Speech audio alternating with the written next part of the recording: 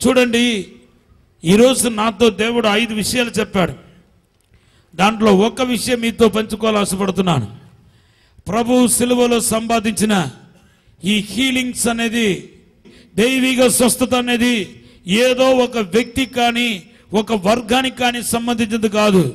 ఇది అందరూ అంతటా అనుభవించాల్సిన దేవుని యొక్క ఆశీర్వాదమై ఉందని పరిశుద్ధాత్మ దేవుడు తెలియపరిచాడు. గట్టిగా చప్పట్లు కొట్టి దేవుని నామమును మహిమపరచండి. కానీ ఇప్పుడు దాకా స్టిల్ టుడే ఏదో ఒక గ్రూప్ వారు మాత్రమే ఈ దైవిక స్వస్థతను అనుభవించుకుంటూ వస్తున్నారు.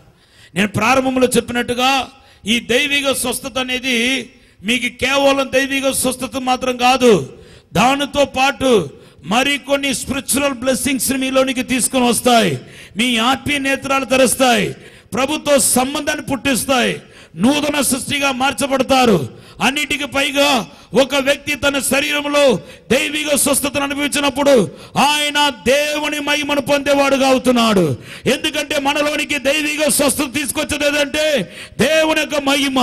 ఆ మహిమ లోపలికి వచ్చినప్పుడు ఆయన జీవితమే మార్చబడుతున్నాయి.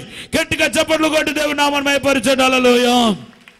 బైబిల్లో రాయబడిన ప్రతి వాక్యం మనలను స్వస్థతలోనికి నడిపించే వాక్యముగా కనపడుతున్నాయి.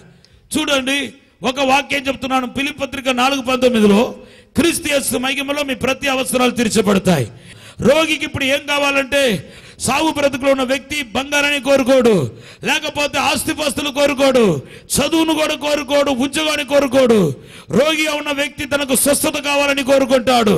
ఇప్పుడు ఆయనకి ఈ వాక్యం వచ్చిందనుకోండి, ఆ వాక్యం దేనికి సంబంధించిన వాక్యం అంటే స్వస్థతకు సంబంధించిన వాక్యంగా కనిపిస్తాయి. ఫిలిప్పీ పత్రిక 4:19 క్రీస్తు యేసు మహిమలో మీ ప్రతి అవసరాలు అనగా మీ రోగాలన్నీ తొలగిపోతాయని అర్థం వస్తాయి. హల్లెలూయా. యోహాను సువార్త 14:14 నా నామములో మీరు ఏమడిగాడు నేను వాటిని చేస్తానని దేవుడు వాగ్దానం చేస్తాడు. దేవుని బిడ్డలారా, ఇప్పుడు రోగి అయిన వాడు ఏం చేస్తాడంటే ఆ వాక్యాన్ని తీసుకుంటాడు. తీసుకొని నా నామములో ఏమడిగాడు ఇస్తానని చెప్పిన దేవా నాకు స్వస్థత ఇవ్వండి ప్రభు అంటే ఆ వాక్యం దేనికి సంబంధించిన వాక్యం అయిపోతుందంటే స్వస్థతకు సంబంధించిన వాక్యం అయిపోతుంది. ఇర్మీయా గ్రంథం 33:3 ఇదిగో నాకు మొరపెట్టుము నేను నీకు ప్రతి ఉత్తరం ఇస్తాను, అడుగుడి. మత్తయి సువార్త 7:7 అడుగుడి మీకు ఇవ్వబడును. దేవుని బిడ్డలారా, ఈ వాక్యం ప్రార్థన గురించిన వాక్యమైనప్పటికీ ఒక రోగి ఈ వాగ్దానం ఎత్తుపడినప్పుడు అది రోగాన్ని స్వస్థపరిచే వాగ్దానముగా, రోగం నుండి విడిపించే వాగ్దానంగా మార్చబడుతున్నాయి. నాకు మొరపెట్టుము నేను ప్రతి ఉత్తరం ఇస్తానని రాయబడి ఉంది. దేవుని బిడ్డలారా, అడుగుడి మీకు ఇవ్వబడును. ఇప్పుడు ఈ రోగి ఏం అడుగుతున్నాడంటే స్వస్థత కావాలని అడుగుతున్నాడు. కాబట్టి ఆ వాగ్దానం రోగాన్ని నుండి విడుదల ఇచ్చే వాగ్దానముగా, స్వస్థపరిచే వాగ్దానంగా మార్చబడుతున్నాయి. గట్టిగా హల్లెలూయా చెప్పండి. ఇదిగో జడి ఎక్క నేను మీకు తోడుగా ఉన్నాను. యెషయా గ్రంథం 41:10 దేవుడు ఇచ్చిన వాగ్దానం. ఈ వాగ్దానం కూడా ఒక రోగి తన కోసం మలుచుకోవచ్చు అన్నమాట. ఎలాగంటే, ప్రభువా నువ్వు తోడుగా ఉన్నానని సెలవిచ్చావు కదా, జడి అవుతున్నావు కదా, నన్ను బాగు చేయండి ప్రభు అని ఆయన డిమాండ్ చేయవచ్చు. యెషయా గ్రంథం 41:10 దేవుని బిడ్డలారా, అది ఒక కామన్ ప్రామిస్ అయినప్పటికీ ఒక రోగి దగ్గరకు వచ్చినప్పుడు అది స్వస్థపరిచే ఔషధంగా, స్వస్థపరిచే వాగ్దానంగా మార్చబడుతున్నాయి. మత్తయి సువార్త 28:20 దేవుడు వాగ్దానం చేశాడు. ఏమని వాగ్దానం చేశాడంటే, ఇదిగో యుగ సమాప్తం నీకు తోడుగా ఉన్నానని. ఒక రోగి వాగ్దానం పైన దృష్టి పెట్టినప్పుడు యుగ సమాప్తము దేవుడు నాకు తోడుగా ఉంటే నాకెందుకు ఈ రోగం రావాలి, నాకెందుకు ఈ క్యాన్సర్ రావాలి, నాకెందుకు ఈ యొక్క గడ్డలు రావాలి, నాకెందుకు ఈ చెవిటితనం రావాలని ఆయన దైవిక స్వస్థతను క్లెయిమ్ చేయవచ్చు అన్నమాట. పరిశుద్ధ గ్రంథంలో రాయబడిన ప్రతి వాగ్దానము దేవుని బిడ్డలారా మనలను స్వస్థతలోనికి నడిపిస్తున్నాయి, అద్భుతంలోనికి నడిపిస్తున్నాయి, ఆశీర్వాదంలోనికి నడిపిస్తున్నాయి. నమ్ముతున్న వాళ్ళు గట్టిగా చప్పట్లు కొట్టి దేవుని నామమును మహిమపరచండి. Hallelujah. What I want to say, Bible తెరిచి నువ్వు ఏ వాక్యం తీసినా ఆ వాక్యం నిన్ను ఎక్కడలోనికి తీసుకెళ్ళగలుగుతాయి అంటే దైవిక స్వస్థతలోనికి తీసుకెళ్ళగలుగుతాయి. హల్లెలూయా. దైవిక స్వస్థతలోనికి ఏ వాగ్దానాన్ని నువ్వు తీసినా ఆ వాగ్దానం నేను ఏం చేస్తాయి అంటే దైవిక స్వస్థతలోనికి తీసుకువెళ్తాయి, అద్భుతంలోనికి తీసుకుని వెళ్తాయి. మీకా గ్రంథం 7:15 ఒక వాగ్దానం ఉంది. ఇదిగో ఐగుప్తులో నేను జనులకు అద్భుతాలు కనపరిచినట్టుగా నీకు అద్భుతాలు కనపరుస్తానంటే, రోగికి ఒక బలహీనుడుకు దేవుని బిడ్డలారా ఆయనకు అద్భుతం ఏదంటే ఆ రోగం నుండి, తెగులు నుండి, శాపం నుండి బయటపడటం. కాబట్టి ఆ వాగ్దానం ఆ వ్యక్తికి స్వస్థతను తీసుకుని వస్తాయి, అద్భుతాన్ని తీసుకుని వస్తాయి, విడుదలను తీసుకుని వస్తాయి. గట్టిగా చప్పట్లు కొట్టి దేవుని నామమును మహిమపరచండి. హల్లెలూయా. కూర్చున్న వాళ్ళందరూ మీ రెండు చేయి చూపించండి. మీ కుడి చేయలేమో హీలింగ్ రివర్ను మోసుకుని వెళ్ళబోతున్నారు. మీ యొక్క లెఫ్ట్ హ్యాండ్లో ఎడమ చేతిలో ఏమో అద్భుతాల రివర్ను తీసుకెళ్ళబోతున్నారు. అది మీకు మొదటిగా అద్భుతాలు తీసుకొని రాబోతున్నాయి, మీకు హీలింగ్ తీసుకొని రాబోతున్నాయి, దైవిక మహిమను తీసుకొని రాబోతున్నాయి, దైవిక శక్తిని తీసుకొని రాబోతున్నాయి. మీ రెండు చేతుల్లో రివర్ పారబోతున్నాయి. ఒక నదిని దేవుడు విడుదల చేస్తున్నాడు. అద్భుతాలు నదిని, స్వస్థపరిచే నదిని యేసు నామములో విడుదల చేస్తున్నాడు. గట్టిగా చప్పట్లు కొట్టి దేవుని నామమును మహిమపరచండి. ఈ నదిని, ఈ యొక్క హీలింగ్ నదిని తీసుకెళ్ళని ఆశపడుతున్న వాళ్ళు మీ మైండ్లో బాగా నాటుకుని పోవాల్సింది ఏంటంటే, healing is not for a single person.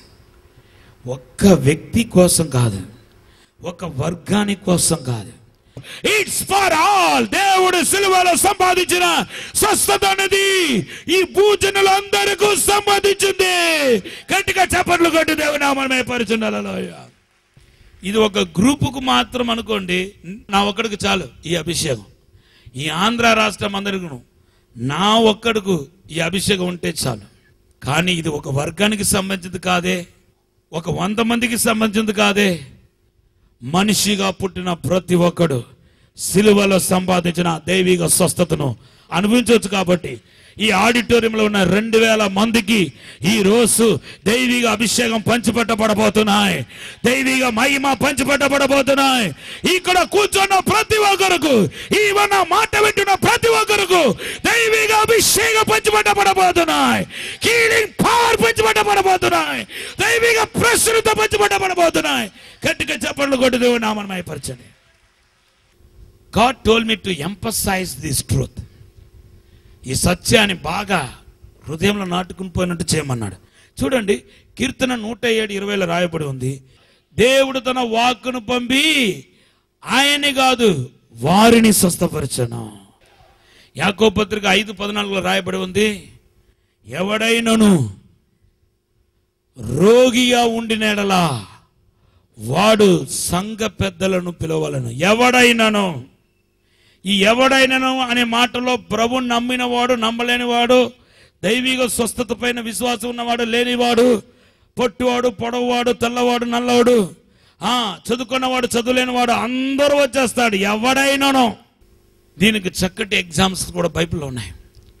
సంఖ్యాకాండ 21వ అధ్యాయంలో తాపకరమైన సర్పం చేత కాటబడ్డారు ఇశ్రాయేలు ప్రజలు. ఆ కథ అంతా మీకు తెలుసు.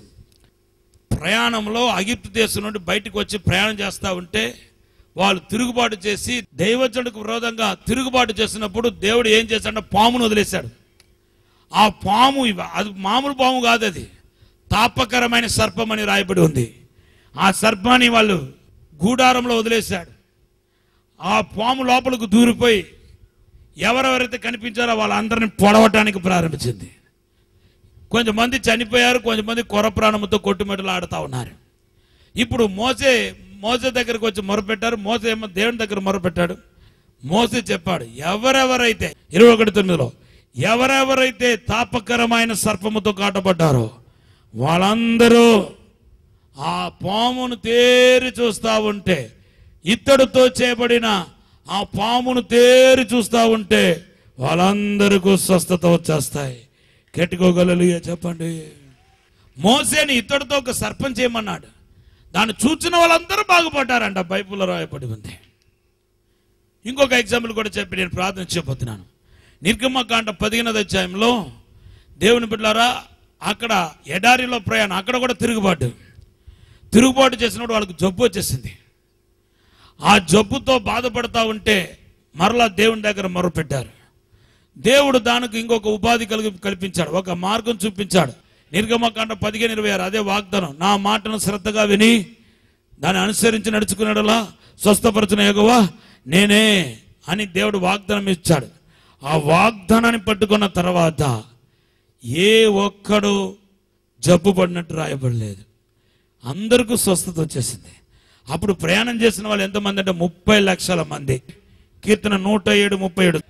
రోగి అయిన వాడు, బలహీనమైన వాడు, జబ్బు పడిన వాడు ఒక్కడు కూడా లేడంట.